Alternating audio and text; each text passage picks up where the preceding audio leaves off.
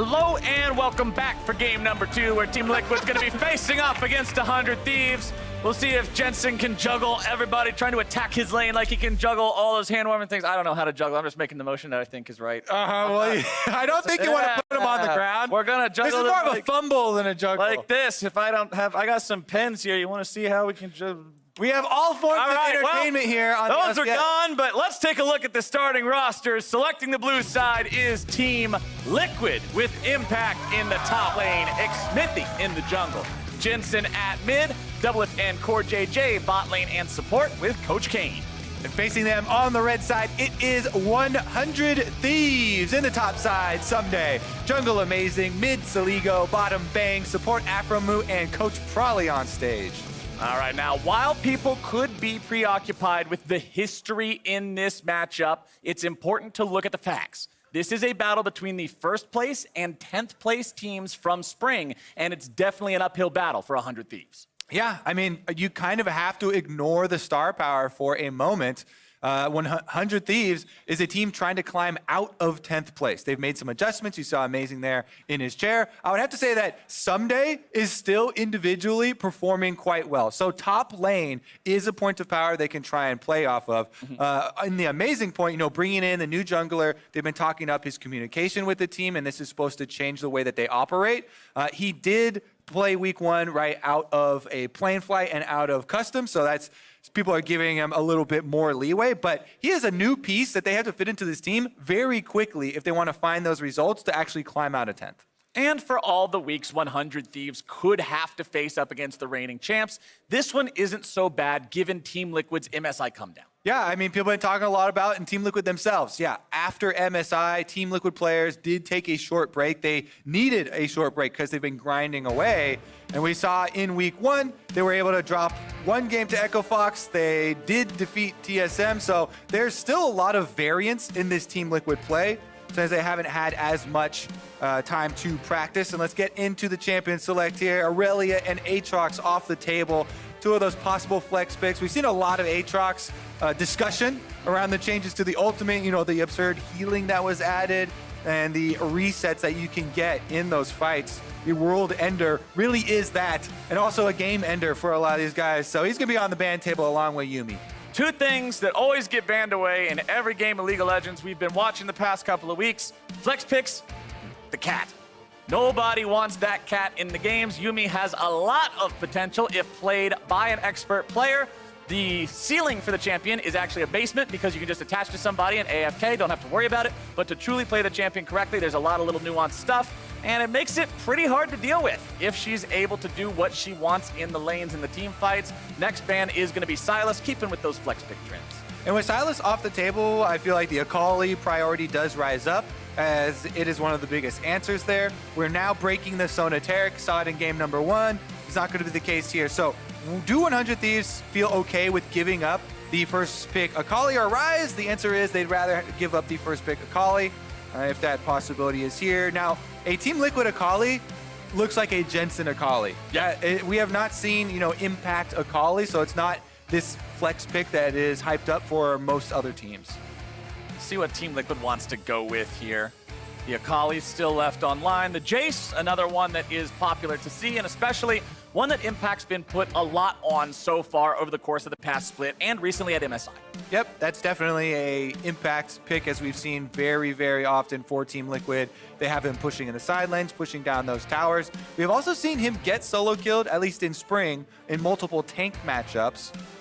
So it is a little bit, yeah, it is definitely a little bit of a worry. It's still possible that you can put that in mid lane, but it makes you very early game oriented. You have to do snowball, and a lot of mid laners not quite on the same level there. Someday and Amazing locking in the Sivir and Olaf for their team as well. I really like Sivir with Olaf. Provides Olaf a lot more threat towards the mid game in these team fights where you have an early power jungle start. Olaf extremely good early on at trying to bully the enemy champion and determine those routes. And then Sivir with the extra speed makes you threatening on the back line.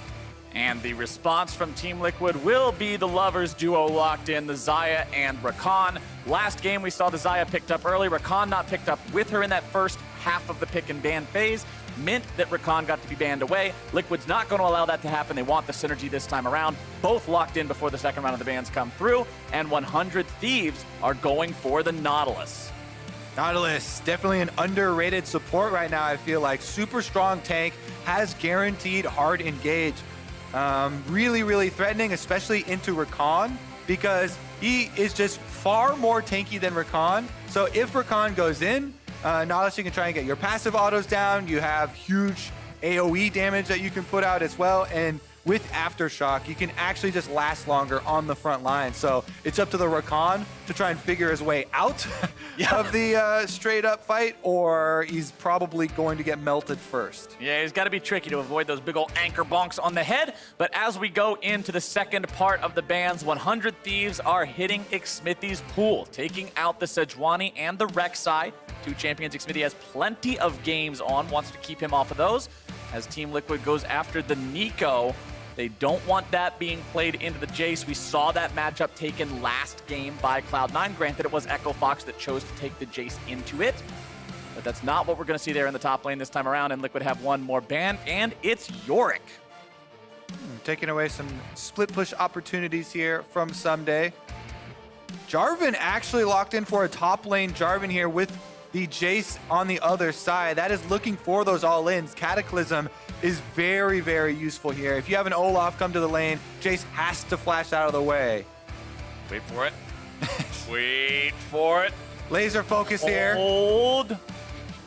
I mean, you talk a lot about the Rek'Sai and Sejuani as super high play rate champions here for Xmithy.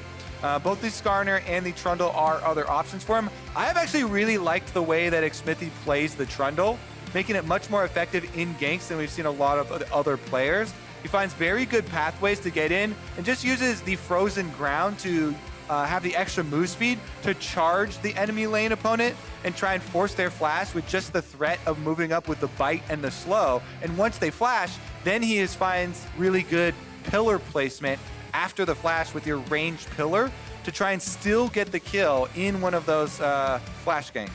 And what we know about Trundle is it's really easy to eat enemies' resistances, and that's especially effective against opponents who have large resistances at the start and then those fall off. Something like a Rammus and a defensive ball curl, Sejuani with their passive. You can take opponents really, really close to zero if you're managed to subjugate them before those resistances fall off. And considering with Olaf, the Ragnarok gives him bonus armor and magic resistance that he loses during the ultimate. If you subjugate him before the ulti, bye-bye extra stats, you still plummet down the same amount anyway. That's a very squishy Viking. Yep, he's a prime target for the ultimate. And it's actually much easier to pull off than something like playing the Trundle into the Sejuani matchup where you want to do it after the Sejuani engage and proc the Aftershock and before her passive falls off. So the timing is kind of hard there. With Olaf, as the Trundle, you just want to ult him as soon as you see him. Yep. Because he knows that now that this Trundle ultimate is on me, if at any time I do pop the Ragnarok, then I'll be very vulnerable, and he just gets melted down. That being said, the Aftershock target is still also there. You can cast it on the Nautilus. Nautilus is very similar in that way, where if Nautilus goes for the engage, autos anyone or whatever, and procs that Aftershock, still going to give you a lot of stats in those bottom side skirmishes. And as we see the Azir and Orianna locked in the mid lane, I think it's cool to point out last week, we saw Jensen play against Echo Fox's mid laner Yasui, who moved up from the Academy team, now playing on the main LCS stage. Now he's playing against yet another player who started off in Academy back in spring, has since moved up to the main roster, this time of 100 Thieves. We saw last week that a former Academy mid laner is capable of taking down Team Liquid. Could 100 Thieves be number 2? All right, Echo Fox have done it. They took down Team Liquid in week 1. Can 100 Thieves do it and start their turnaround here in week 2? It's Team Liquid, 100 Thieves. Oh, baby, here we go. The players are out of the starting platforms, out onto the Rift, looking over those keystones. Everything's pretty par for the course here. You've got Grasp on Jarvan on the top side to make sure he's able to sustain up a little bit better against the Jace lane domination. Soligo taking a Summoner's Spellbook mid lane on the Orianna to make sure he has more utility, more options with that.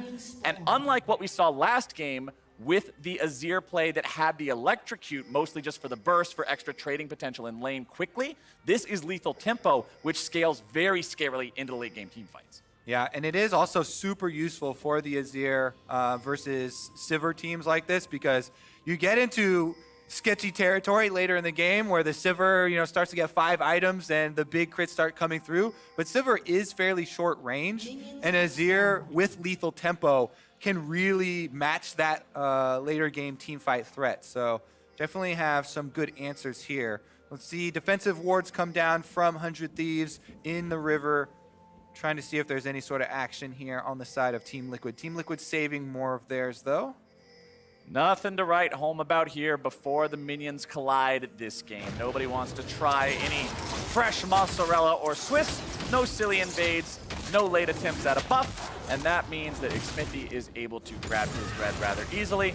You're going to see Amazing starting off on his own Raptor camp. Olaf is one of those junglers, because he starts with the Hunter's Talisman, has very strong AoE, is able to rapidly clear the chicken camp without any real penalty in terms of his health. You can see he still has both potion charges, and he's healthily clearing this, no leash required. Yeah, and actually health, you actually want to even get lower, so you'll see him not use the potion charges on purpose so that you get more attack speed from your passive. He doesn't use the smite either, doesn't want to heal up. It's one of those things where you ride the knife's edge with Olaf early on. Walk the line. If someone surprises you and goes for the invade early on with something like an Elise or those types of champions, they can try and look for the kills on Olaf. Trundle's not really one of those surprise champions, though. Usually want something with an early dash. And then you see the more crafty level 1s come out and crafty early jungle pathing, where you try and track the Olaf and pull off one of those surprises, take advantage of that fact. Not going to be the case here, as it is a very standard just red side clear for Olaf. You can see Amazing just power cleared and then recalled. So you can get your boots. Usually we'll see this very often with Predator Olafs, but he's doing it even with just the Conqueror here.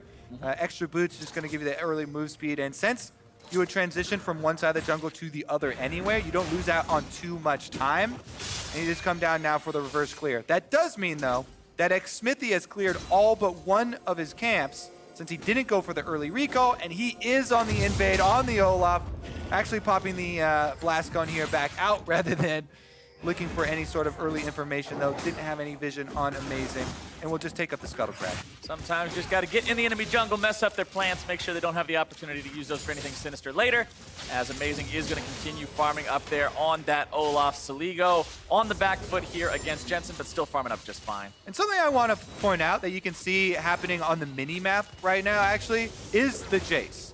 And this is something that I want all of the lane winning top laners to do. Impact on Jace pushed up the lane. Yes, Jace is a lane bully, but then he can transition into the river. Jace does have a knockback he can use on the Scuttle Grab to take out the resistances, and he takes the Scuttle for the team as well. So with Xmithie taking bottom Scuttle and Impact the top laner pushing in and then taking the top side, it gives so much security for Team Liquid early. You see Amazing sees that that one's gone, so his only option now is to gank mid, and Jensen is actually a good target. He's walking towards the brush. He eats the axe from Amazing. One more flies out, but it's not going to find the mark. Just a little bit of extra help there for Saligo. No wasted time for Amazing either, though, because as we said, both Scuttles are already taken, and he did the red side clear, so he was waiting for his Raptors to respawn. That is 2.5 minutes for everyone that wants to get really precise with their jungle paths, that you have to wait for the small camp respawn. So he waits for the extra wave. Nice little wombo combo potential coming out from the side of Team Liquid here in that bottom lane. JJ getting the knockup, providing the opportunity for some extra damage. Impact gets hit by a single axe, but that's it.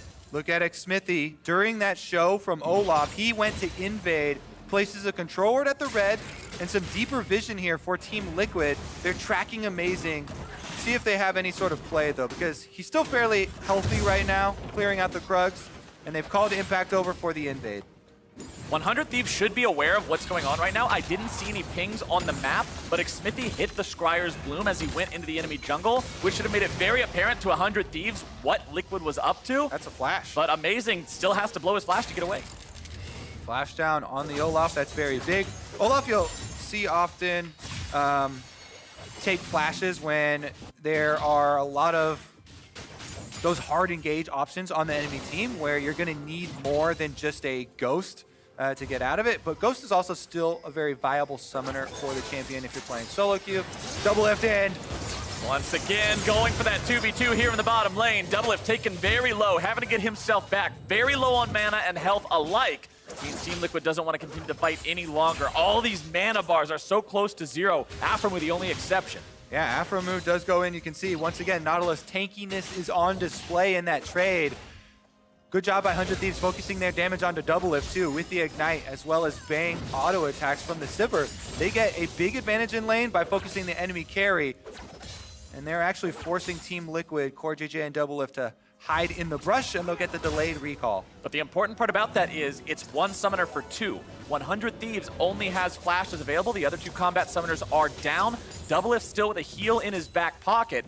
Means if TL get the opportunity to farm up these last little bit of creeps, get back, reset, shop up, they'll have an advantage until those summoner spells are back up to try to keep forcing these 2v2s. Plus, they've got a healthy CS lead for themselves. Doublelift, 10 CS up here onto Bang. And Bang gonna get back in time. Aphromoo should hold the wave for him. So let's see how much closer that gets. Smithy going back into his jungle. His top side, it's a full-on 1v1 between these two. Impact disengaging, smacking Someday away with the hammer, and as Someday is now the one for lane priority, he's the one marching down into the river. Jarvan also having a knock-up to be able to deal with the Scuttle Crab armor if he wants to go after the crab himself, but instead he just wants to grab some honey fruit for a snack, head right back up into that top lane, secures a little bit of control over the top side jungle as well, popping the Scryer's Bloom as well as the enemy Blast Cone, so he can't be ganked from that path. Yeah, he actually leaves it there for his jungler to take. Nice guy Someday.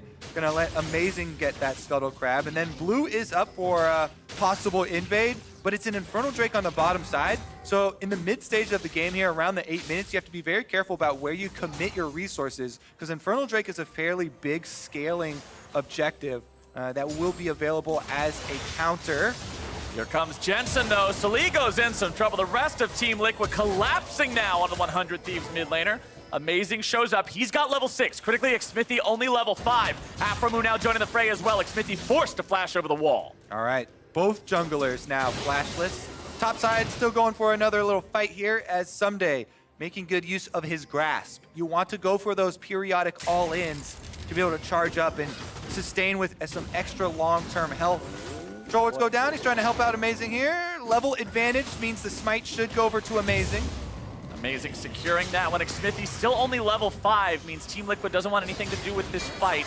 Xmithy is pretty close, but now bottom side is going to be 2 versus 2 here yet again. Aphromoo the target as CoreJJ forces away the flash from the enemy support. Bang having to get himself away with the on the hunt. Yeah, double ultimates used by both of those marksmen. Both supports about to hit 6 and look for theirs. CoreJJ playing aggressively. Once he gets this, you have to really watch out for the Rakan engage. Ward going down. Aphromoo healing back up, though, should feel pretty secure.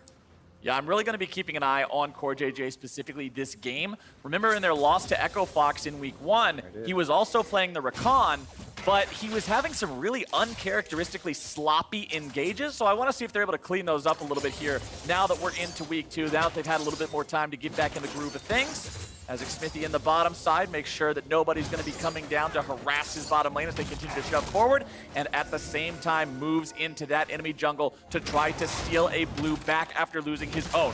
Critically, Trundle ultimate now available. Team Liquid moving up with 4. 100 Thieves looking to collapse. Xmithy wants to pass this off, manages to give it over to Jensen.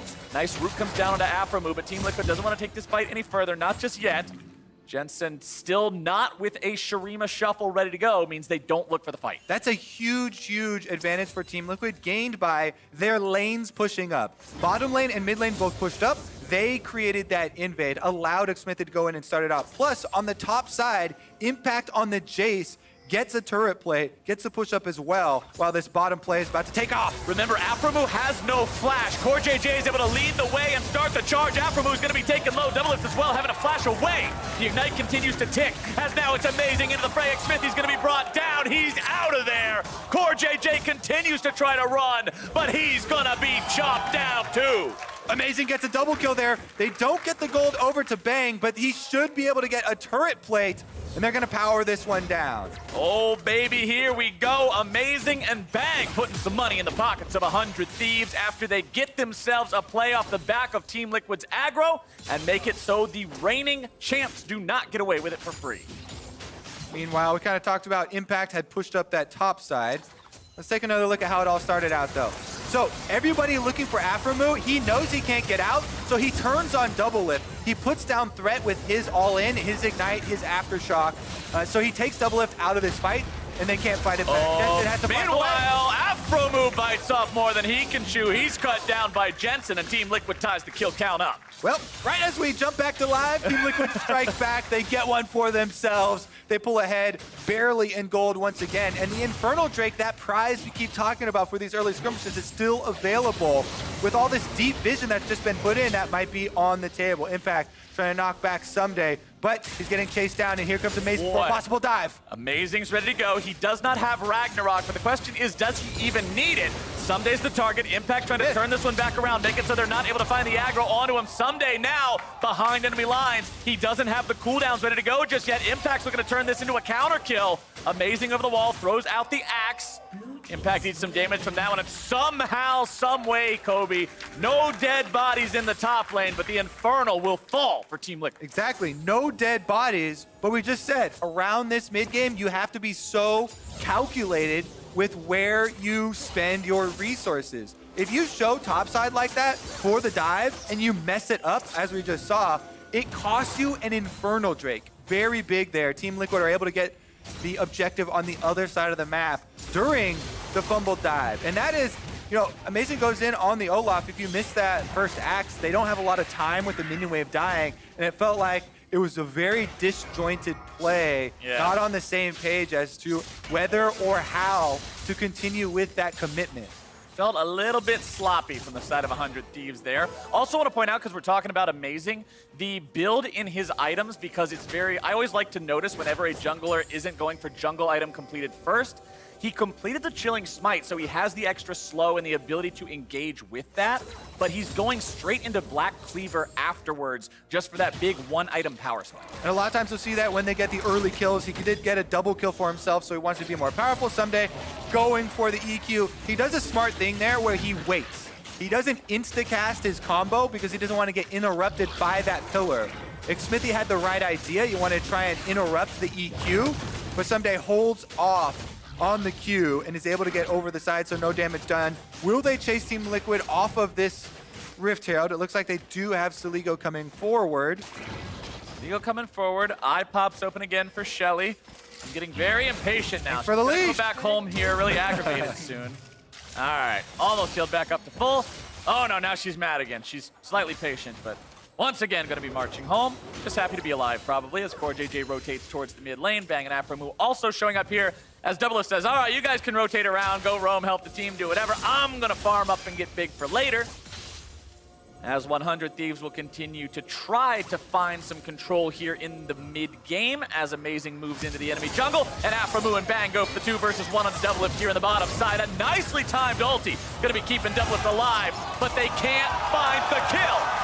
Core JJ finds the first counter kill. Are they going to make it a second one? Impact TP's down just to make sure he's not even required, but Team Liquid make the play. Hey, you said you were going to keep your eyes on Core JJ. Well, you better be quick here, Captain Flowers. I've appealed. That was a grand entrance to find the kill onto Aframu, who is tanking the turret to let his team complete the dive that Rakan can appear so quickly from off screen. And with the security of the teleport, they go all in for it. So, flash from Aframu. He knows that he's going to have an extra cooldown here, saves his ultimate until after the ult from Double Lift has been used, so they guarantee it. But Core JJ coming in with the quick moves is able to get there. They get the knock up, they hold him down, and Impact's teleport secures the all-in. Now they're at it again. Every single replay brings us back to more blood on the field. Someday barely gets away, but Core JJ says, not today, my friend. The fadeaway kill with the Ignite will put another one in the ground and bring the Team Liquid support to continued 100% kill participation. And that may have looked funny, but that was the pillar interrupt I was talking about before. Xmithy with the mechanics once again. Probably best Trundle that I have seen with his pillar placements and his pillar timings, is able to force Someday into the wall, which pushes him back out into the river, gets the flash out of him, and then CoreJJ flash ignites for the kill and securing the objective as well in the aftermath. Team Liquid getting themselves yet another objective on this map. They've got the first Drake, they've got the Rift Herald, they've got the first turret. And it seems like everything 100 Thieves tries to do just goes a little bit sour. And when they invest those resources into somewhere that they don't pay off, Team Liquid is able to strike back elsewhere. We need to see 100 Thieves really make these plays work, whatever it is they're not doing. If they're not committing enough guys, put more guys in there. If you're not hitting your skill shots, aim that stuff better. Make sure you can have these plays work, because these continued failed attempts are going to result in this gold lead ballooning even higher. Doublelift and CoreJJ have now swapped into the top side along with Bang and Afro. First turret fallen in the bottom lane means that's the name of the game now, as the top laners will continue their split push battle on the bottom half of the map. Shelly is in the hands of Xmithy. Means they can drop this anywhere they need to put it. Tier 1 still standing in the mid lane and top lane for 100 Thieves. No ability to get more turret plates off of the Shelly summon. Oftentimes you want to summon that before 14 minutes if you can, but there was no chance to do it this game. And we'll see if Amazing can make something happen here on the top side. Aframu will force out that ultimate from Doublelift. Yeah, they're definitely looking to take advantage. CoreJJ used both summoners in that last kill that he got onto Someday. However, Team Liquid playing it to the bottom half of the map because, once again, a dragon is on the table. Ocean Drake just spawns, and Team Liquid once again pick it up, while 100 Thieves try and make a play on the top side of the map. If Amazing is up there, that means it's very, very easy for Team Liquid to pick up the Ocean Drake. They get the regeneration, and critically, the biggest part about this play from Team Liquid, their top lane played the weak side of the map defensively. CoreJJ and Doublelift do not overextend there. They actually gave up a lot of turret damage. They do not show themselves, and so they don't fall victim to that weak side of the map where they know that 100 Thieves would be able to win that 3v2 skirmish. Team Liquid with the objective game on cruise control this time around, making sure they're getting those Drakes as they spawn. Aframu gets engaged on, the pillar comes down, and he's going right back into a watery grave. Xmithy grabs his first kill of the game. CoreJJ gets ignited, but it's not a kill yet again. 100 Thieves not having the damage to respond, and now it's 4 members strong from Team Liquid, knocking down the Tier 1. Again, this is the coordination of the MSI finalists, Team Liquid on display. Once they're able to get that dragon off the bottom half of the map, they rotate everybody up to the top side, then they can go aggressive. Really nice opener there from CoreJJ to set up Aframu for the all-in from Xmithy. Finds another pillar, they get the kill onto Nautilus, and that gets them the second outer turret. Saligo clears out a control ward and then immediately gets away from Jensen. Doesn't want to put himself in a bad spot to get caught out, but look at the inventories right now, Mr. Kobe, because I see control ward, control ward, control ward, control ward, control ward. Team Liquid, everybody is set up to continue to control this map. It's a minute and a half away before Baron spawns, and they have a team that can burst it down fast. And you want those control wards placed to protect your split pusher, Impact. As we talked about in the last game, there wasn't a lot of vision support for the split push that they were trying to pull off. In this game for Team Liquid, you can see Xmithy immediately moves over to this half of the map, and he's able to support Impact in his split push endeavors, placing down a couple of these deep wards to allow the Jace to play more aggressively, but mid lane, Amazing has to run for his life! He's already flashed, he's popped the Ragnarok just to retreat. Impact coming in from the side, Bang's in some trouble, knocked back past the turret, means he has to flash out as well. That's 2 summoner spells expended by the side of 100 Thieves for 1 on the side of Team Liquid. Yeah, Impact getting real deep in there, wanted to take down Bang.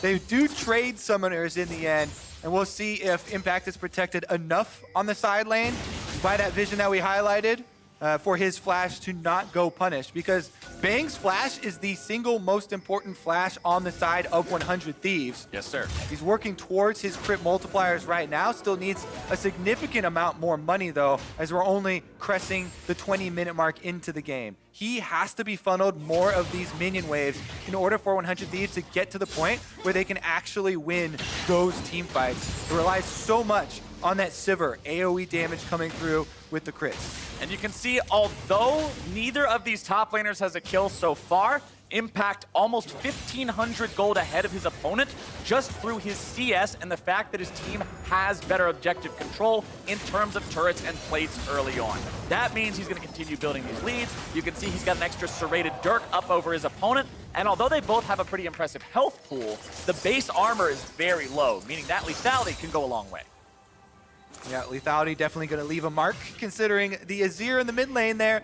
Jensen, as you mentioned, not only is he lethal tempo, which now, as we're passing the 20-minute marks, really starts to add a lot more damage, but he's got the full spell penetration. You got your Oblivion Orb, plus your Sork Boots, and the Luden's Echo. This is a high damage Azir that is going to be really, really threatening for these team fights with a completely different damage type, and you're left with this conundrum on the side of 100 Thieves of how do I itemize against all this penetration? There's flat magic pen, there's flat attack damage penetration with the lethality, and it's just too many sources of damage to catch up on.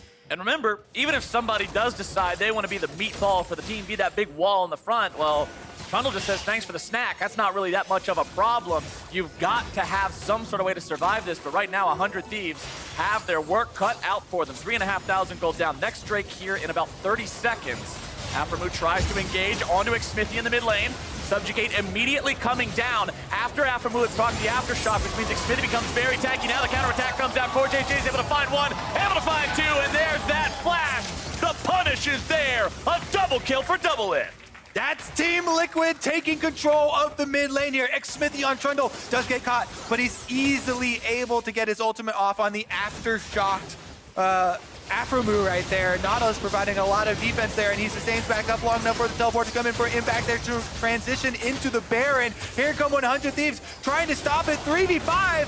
100 Thieves are going to need some sort of a miracle here. Saligo has no shockwave, so that's not going to do it. Amazing has no flash. There's no way into the pit. There's no way out.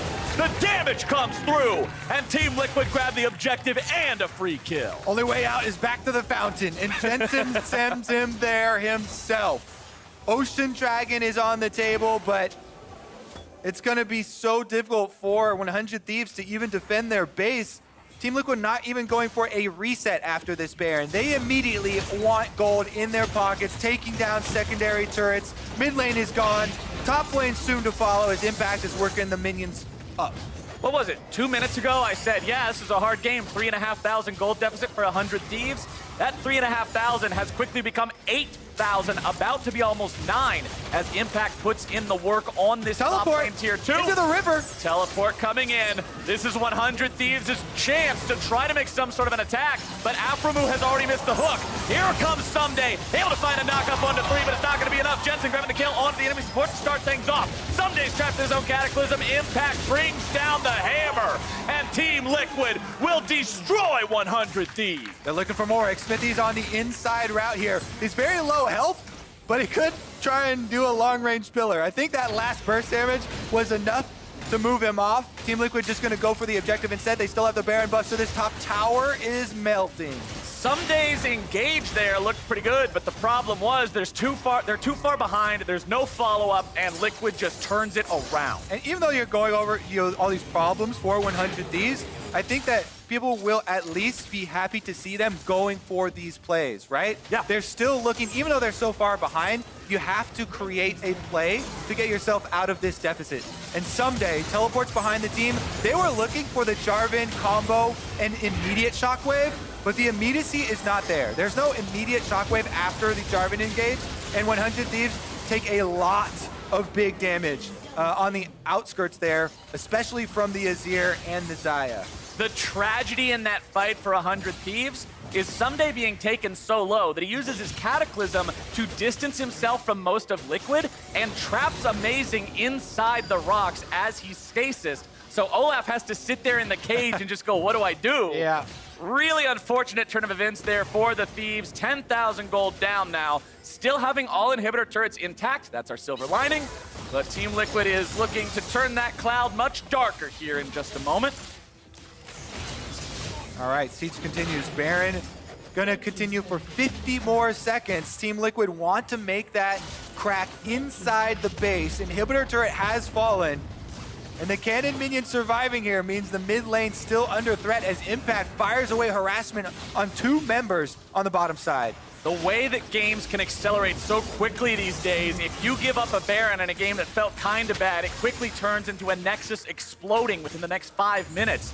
Team Liquid, only 25 minutes into this game, now have themselves poised to potentially thrash the entirety of the base of 100 Thieves. Impact will continue pressuring that bottom lane. It's a 1-3-1 split as Doublelift goes into the top side to shove up the wave. Jensen, CoreJJ, and Xmithy are plenty confident in their ability to disengage any sort of an effort from 100 Thieves. And now the 4-1 resumes with the 3 rotating up to join Doublelift and push down that tier 3. Yep, it looks like top side will be defended by 100 Thieves, so that means bottom side will be all Team Liquid. Impact and CoreJJ are enough to take that one down. CoreJJ goes in onto Sunday, who's going to be eating some damage. Now Impact's in some trouble, having a flash out of the Cataclysm. Xmithy going forward, able to find a little bit of damage now onto Amazing. But it's 100 Thieves that again lose out in that trade, and that means they will lose out on their bottom lane inhibitor. And I think we're in for one more reset here for Team Liquid. Before they return to this base to finish the job.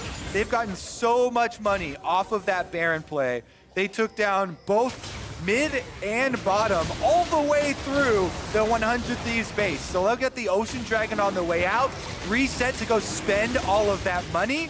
And you can see on the scoreboard how difficult it will be. These are bounties on every single Team Liquid member, every single member in this game. Far enough ahead of their opponents to earn a gold reward, and they will be coming full steam ahead for that Nexus. You're gonna have to work for that reward, though. These guys have already shown if you give them an inch, they will take a mile in these fights. 100 Thieves will need not only a good engage on their part, but for Team Liquid to drop the ball, and specifically CoreJJ, who I said I was watching earlier, looks like the CoreJJ we normally see. It seems that Team Liquid has had some nice time to get practiced up a little bit, remove some of that rust that might have been on them from week number 1 like we saw in the game against Echo Fox, and they're looking pretty ferocious here today against 100 Thieves as they'll continue moving up through the enemy jungle, placing down their own control wards, clearing out that vision line, and making it so the Thieves are terrified to go anywhere away from the protection and shade of their own turrets. All right, Team Liquid are going to move the super minions inside the base through mid lane here, and they're going to go straight for the Nexus turrets. It's only Jensen topside where Aframu goes in. Jensen keeping himself in a good enough spot. Amazing chases after him with the ultimate on, but he doesn't have the damage to really do much of anything. With Xmithy joining up with Jensen, Amazing has nothing to do except retreat. Pillar comes out, but it's not able to get on the right side of Amazing, just barely missing out on that one. Tier 3 turret dropping rapidly. Final inhibitor under fire. This will make the map flood with Team Liquid super minions. That one goes down. One Nexus turret already half HP. And Team Liquid will once again regroup. Yeah, Baron has spawned on the map. They don't want any sort of mistake to cost them the game. Someday goes in, gets the slow onto CoreJJ, but it's a Rakan who can easily slip out. And if Team Liquid don't mess up here around the Baron, it leaves 100 Thieves with very few options. Their backs are against the wall. They know they have to throw the Hail Mary. They've been trying to fight their way out of it, but haven't been able to find that mistake from Team Liquid to capitalize on. And now, with all the super minions, they have too much work to defend their own base to even think about defending the Baron. This is such a bad choice to have to make because you're picking between a 1% chance play and a 1.1% chance play of staying in the base and defending, giving up Baron, or trying to go contest a Baron. Your ability to win this game is nigh completely out of your hands because of the lead built by Team Liquid. And at this point, you're just hoping that somehow, some way they have a race into your own fountain, because shy of that, Kobe, I don't think there's any way for 100 Thieves to win a fight. The damage, the items, the coordination, it's all on the side of Liquid. And all they gotta do now is just play escort service. They're the tour guides for these super minions. And here you see the lovely ruins of that turret we knocked down 3 minutes ago. On your left, you will see the Brambleback. If you all stand up and look to your right, you will see some extra wards. This is the 100 Thieves base. They've been there before. Team Liquid, purple buff on all the supers. Purple buff on all the supers, purple buff on all the champions, purple buff all over the map, and 100 Thieves are looking to go in. Jensen gets himself away, Impact into the back line, Aframu going to be exploded here at the very start. Guardian Angel procced on Someday. Amazing is already down. Bang and Saligo in full retreat. Someday not able to get himself away. Flash or not, you don't escape that one, and 100 Thieves will not escape TL. Team Liquid will take them down.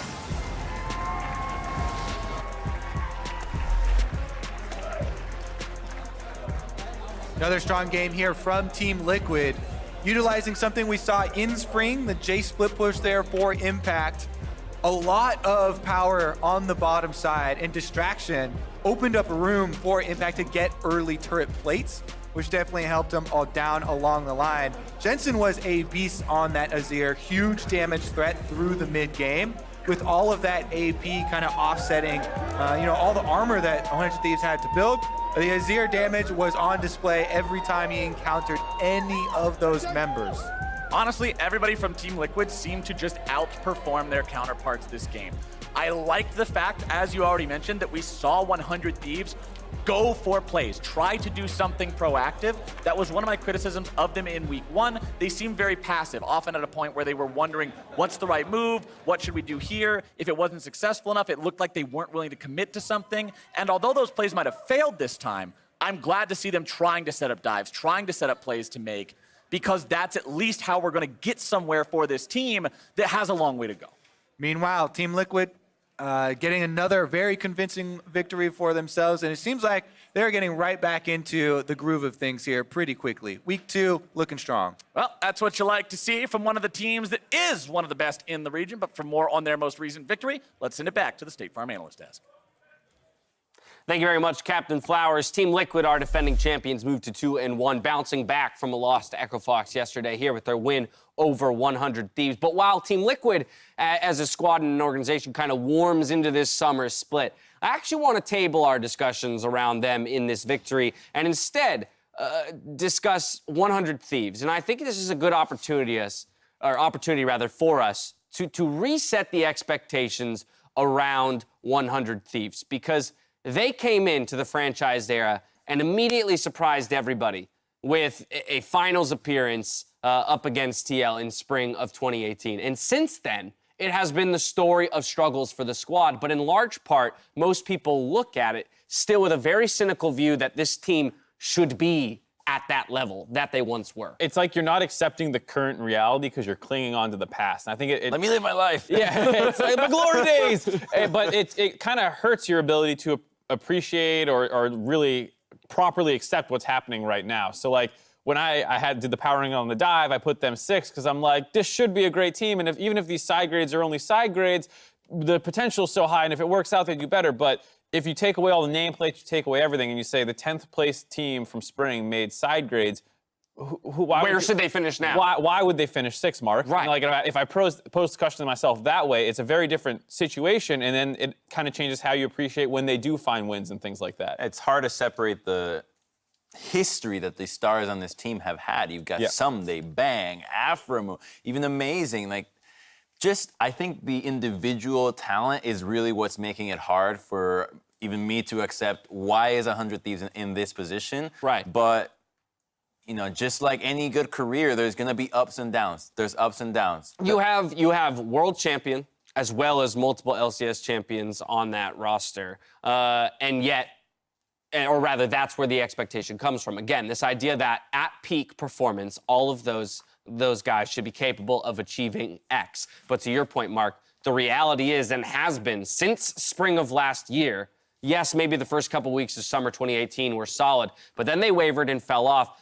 And now 10 months later, I think we have to accept that this is a 10th place team and start evaluating them with that in mind. And it puts a very different light onto the team and the progress they've made. Right, and I think it's important not just as the people in the LCS, but as fans and as people on the team. Like, they are under the most hate of any team I've ever seen that is not, like, contending for number 1. Like, they don't have like another fan base going after them. It's not like TSM fails and all the TSM haters come out of the woodwork kind of thing. Like, they have so much external pressure on them. I feel like there's so much internal pressure on them because they're trying to live up to what expectations we've put on them. This is a top 3 team. This is a top 4 team. And like, you put so much pressure to live up to that, that's what you tunnel on, as opposed to how do I get better today to become an 8th place team? Because you're so desperate to get back to 4, it's like, don't worry about that. You're not that. And, you know, fans having that same, like, appreciation of what the journey is for them, not just, why aren't they 4th? Like, how do we get to 8th or something? Yeah, and to get better, you do have to face reality. You have to address and understand what is currently going on, what is the problem. But I also want to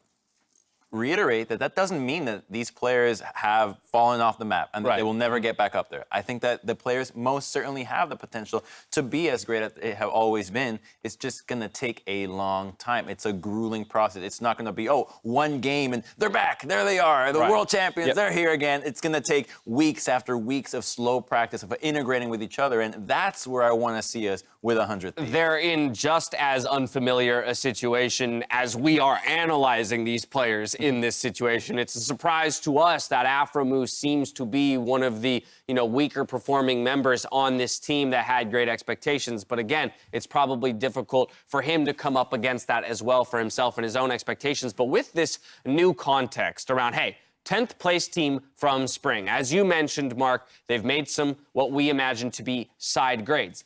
Now let's look at their summer split with only that in mind, and here they are with a loss, yes, 0-3 now, but up against the defending champions in TL. How did you feel about this game?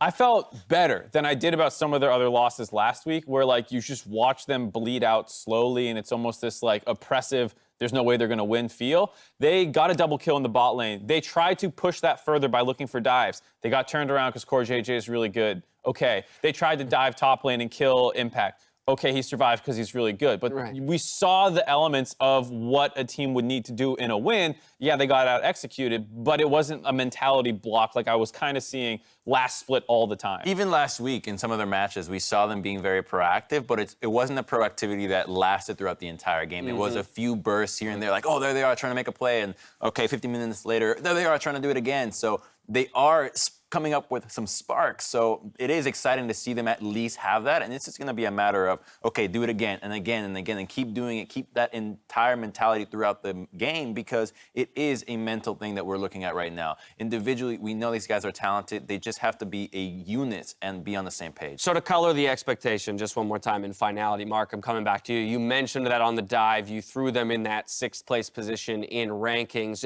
in part because you're clinging on to the identity of some of these players. But with that scenario that we discussed, removing the nameplates, 10th, side grades, blah, blah, blah, blah, blah, 100 Thieves, would 6th be an overperformance? Like, is that something that we should be happy about if they make it to there? Yes, and that's, kind of weird, I think, for 100 Thieves fans who not even a year ago were at Worlds, but that's the reality now. Like, you getting into playoffs is a good summer push right now. All right, there you have it, ladies and gentlemen. They did not pick up a win today, but we are seeing the steady improvement, and I'll be curious to see with those roster changes how they improve over the coming weeks. TSM and FlyQuest, they square off after the break. If you're looking to take your fandom to the next level, though, pick up your TSM or FlyQuest Team Pass in the client today. Earn yourself a TSM Ward or a FlyQuest Dragon Slayer Braum Chroma, and meet us back here after the break for Game 3.